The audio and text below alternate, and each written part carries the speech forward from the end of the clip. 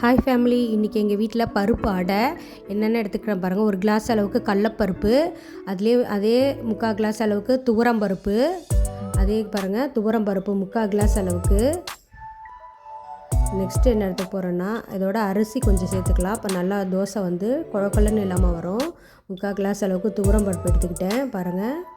Next வந்து அரிசி வந்து 1/4 அளவுக்கு எடுத்துக்கிட்டேன் பாருங்கள். இந்த கிளாஸ்லேயே 1/4 அளவுக்கு அரிசி எடுத்துக்கிட்டேன். நெக்ஸ்ட்டு வந்து காஞ்ச மிளகாய், நமக்கு இது காரத்துக்கு ஏற்ற மாதிரி நான் ஒரு 15 காஞ்ச மிளகாய் போட்டிருக்கேன். உங்களுக்கு காரம் வேணும்னா போட்டுக்க, இல்லை கம்மியாக வேணாலும் போட்டுக்கோங்க. இப்போ நல்லா வாஷ் பண்ணிக்க, காம்பை கிள்ளக்கூடாது. நல்லா வாஷ் பண்ணி எடுத்து வச்சு ஊற வச்சுருக்கேன். இது கூட வந்து கொஞ்சம்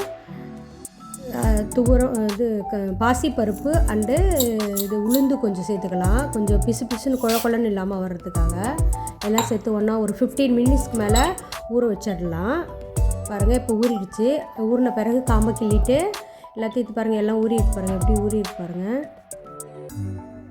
நல்லா மிக்ஸி ஜாரில் எல்லாத்தையும் அள்ளி போட்டு மிக்ஸ் பண்ணிக்கலாம். நல்லா காரமாக இருந்தால் கொஞ்சம் நல்லாயிருக்கும். இது உப்பு போட்டுக்கோங்க, உப்பு அவங்க அளவுக்கு. சோம்பு பூண்டு போட்டுக்கோங்க. பருப்புன்றதான் கொஞ்சம் கேஸாக இருக்கும், அதனால் பூண்டு சேர்த்துக்கோங்க. அப்புறம் பாருங்கள், ஆனியன் கட் பண்ணி வச்சுருக்கேன், 2 ஆனியனு, அதை மாவில் மிக்ஸ் பண்ணிக்கலாம். கருவேப்பிலை கொஞ்சம் ஃப்ளேவர் நல்லாயிருக்கும். முருங்கைக்கீரை ஒரு கொத்து சேர்த்துக்கிட்டேன், கொஞ்சம் நல்லாயிருக்கும், டேஸ்ட்டாக இருக்கும். அது முருங்கைக்கீரை அடையில் சேர்க்கும்போது நல்லாயிருக்கும், சுவையாக இருக்கும்.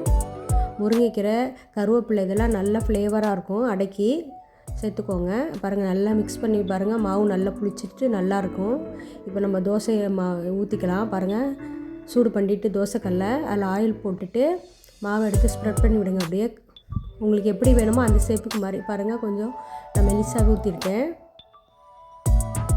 பரட்டி பாருங்கள், நல்லா வெந்துருச்சு, குக்காக இருக்குது பாருங்கள். இதை எடுத்துகிட்டு பாருங்கள், எப்படி சூப்பராக அந்த கருவேப்பிலை கீரைலாம் போடும்போது அருமையாக இருக்காங்க.